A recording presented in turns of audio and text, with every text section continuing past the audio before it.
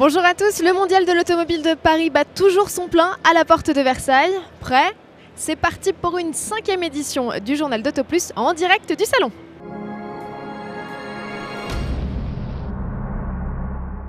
Le menu du jour est allégé comparé à notre dossier Super Sportive d'hier. Au menu aujourd'hui, la Volvo V40 Cross Country ou encore le concept Lexus LF CC. Côté interview, Jean-Louis Moncey et Stéphane Plaza nous livreront leur regard sur le mondial de l'automobile. Mais commençons tout de suite par une suédoise. À peine commercialisée, la V40, concurrente des BMW Série 1 et Audi A3, se décline déjà en une version tout chemin baptisée Cross Country. À ne pas confondre avec les XC aux aptitudes tout-terrain. La V40 CC, c'est surtout un look et un état d'esprit, comme nous l'explique Simon Lamarre, responsable du design Volvo.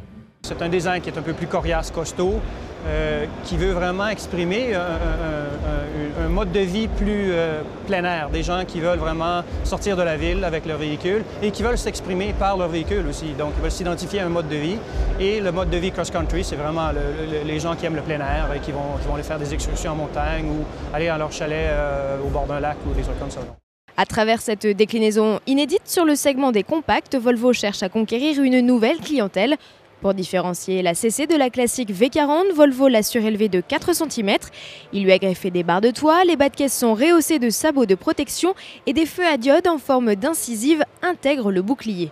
Sous le capot, les diesels 115, 150 et 177 chevaux officient aux côtés du bloc essence T4 de 180 chevaux.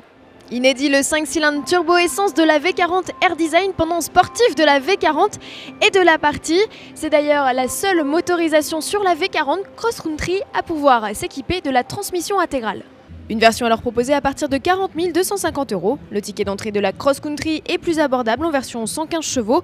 Comptez 26 480 €, 1500 de plus qu'une V40 classique, avec un équipement toujours fourni. Il comprend climatisation, autoradio CD MP3 et de nombreuses aides à la conduite. Outre le City Safety, le radar de précollision en ville dont sont équipées toutes les Volvo, les V40 profitent d'un équipement inédit et en série. C'est ça, c'est l'airbag de piéton. Allez tout de suite, découvrons sans plus attendre un concept chez Lexus. Lexus a une véritable capacité à créer des concepts alléchants puis à laisser planer le doute quant à leur concrétisation. Après le LF LC au salon de Détroit en début d'année, la marque est aujourd'hui à Paris avec un nouveau coupé à la ligne très dynamique, le LF CC. Ce qui marque avant tout est bien sûr l'immense calandre encadré par des passages de roues séparés. Un détail qui n'est pas là que pour le look, mais qui permet de refroidir les freins et d'optimiser la circulation de l'air sous la voiture. L'arrière semble bien plus raisonnable et proche de la série. Même constat sous le capot. Fidèle à son image, Lexus a choisi une motorisation hybride, cette fois très proche de la réalité. Il s'agit en effet d'un 4 cylindres essence à injection directe de 2,5 litres associé à un moteur électrique. La puissance que Lexus n'a pas annoncée est transmise aux roues arrière. Ce concept LFCC pourrait voir le jour dans la gamme IS afin de concurrencer les Audi A5 et futurs BMW Série 4.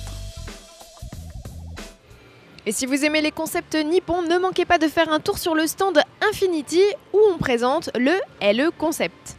Changement de registre, Jean-Louis Moncey nous livre ses impressions sur le mondial de l'automobile avant son départ pour le Grand Prix du Japon.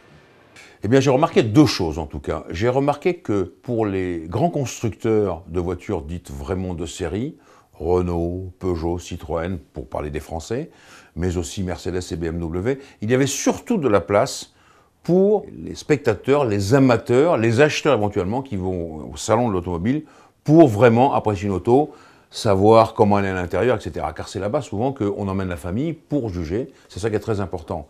Alors bien sûr, j'entends des gens dire « Ah oui, mais alors ça c'est beaucoup moins drôle que par le passé, c'est moins amusant, c'est austère, etc., etc. » Mais je répète, c'est pratique, ça c'est important. Et pour ceux qui aiment vraiment l'exotisme, vous ne pouvez pas manquer des stands comme celui de Ferrari avec la nouvelle F12, où là vous retrouvez vraiment tout ce qu'on aime dans les salons automobiles, c'est-à-dire les très belles autos, mais chez Lamborghini c'est comme cela.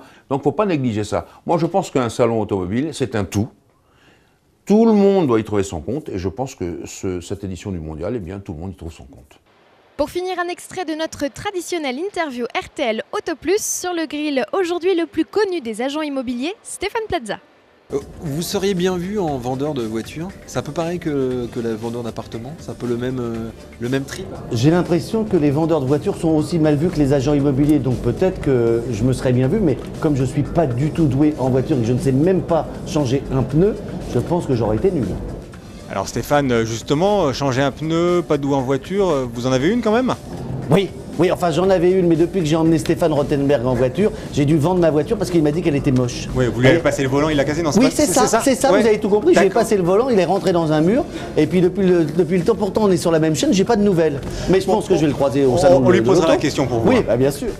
Retrouvez cette interview en intégralité dès 18h sur le site rtl.fr et autoplus.fr. Pour ce qui est de l'interview de Frédéric Banzet, directeur général de Citroën, annoncée hier dans notre journal, veuillez nous excuser, l'interview sera mise en ligne très prochainement. Je vous dis à demain.